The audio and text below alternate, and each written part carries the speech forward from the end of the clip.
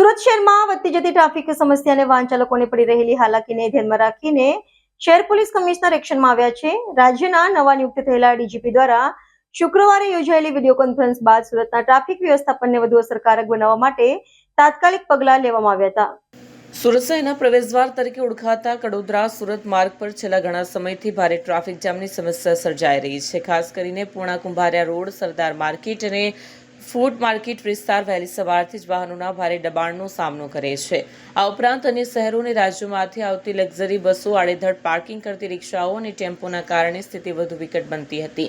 ટ્રાફિકની આ સમસ્યાના કારણે રોજગારી માટે સુરત આવતા હજારો મધ્યમવર્ગીય અને શ્રમિક વર્ગના લોકો સમયસર કામના સ્થળે પહોંચી શકતા ન હતા, જેના કારણે તેમને આર્થિક નુકસાન પણ ભોગવવું પડતું. પોલીસ કમિશનરના નિર્દેશ બાદ ટ્રાફિક વિભાગના ડેપ્યુટી કમિશનર સાજન પરમાર, નાયબ પોલીસ કમિશનરો, મદદનીશ પોલીસ કમિશનરો તથા પોલીસ ઇન્સ્પેક્ટરો સાથે મહાનગરપાલિકાના દબાણ વિભાગના અધિકારીઓએ સવારે 5:30 વાગ્યાથી જ વિવિધ વિસ્તારોમાં કામગીરી શરૂ કરી હતી. ટ્રાફિક વિભાગના રિજિયન 2ના અધિકારી વિમલ ગામિતના માર્ગદર્શન હેઠળ સરદાર માર્કેટ અને ફૂડ માર્કેટ વિસ્તારમાં વિશેષ ડ્રાઈવ હાથ ધરવામાં આવી. આ ઉપરાંત માર્ગ ઉપર ગેરકાયદેસર રીતે પાર્ક કરાયેલા વાહનો સામે પણ કડક કાર્યવાહી કરવામાં આવી. લક્ઝરી બસોના બેફામ પાર્કિંગ અને ઊભા રહેવાના કારણે સર્જાતી ટ્રાફિક સમસ્યાને નિયંત્રણમાં લેવા માટે વિશેષ ચેકિંગ હાથ ધરાયું.